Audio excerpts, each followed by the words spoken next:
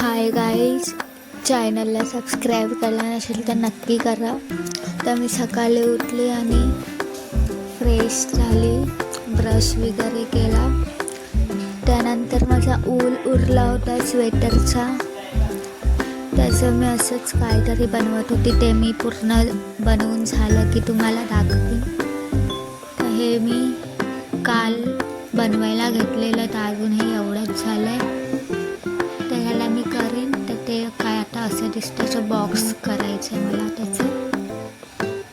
त्यानंतर यूट्यूबवरती कोबीची वडी बघितलेली, जशी कोथिंबीरची वडी करतात तशी कोबीची बघितलेली, तर मी तीच करत होते. तर कोबी किसून घेतला, त्याच्यातलं पाणी काढून घेतलं, त्यात हळद, मीठ आणि हिंग आणि तो ठेचा, मिरची, लसूण आणि जिरं, त्याचा ठेचा आहे तो टाकला मी.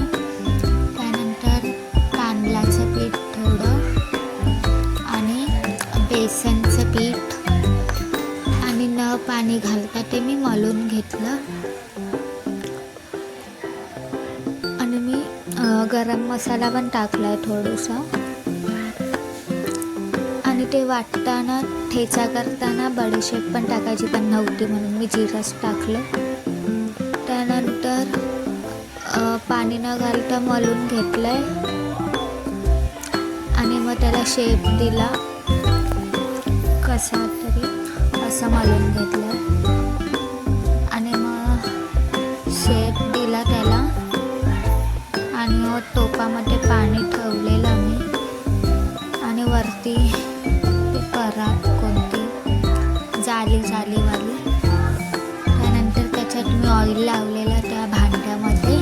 त्याच्यानंतर हे मी पीठ त्याच्यामध्ये टाकलं असं.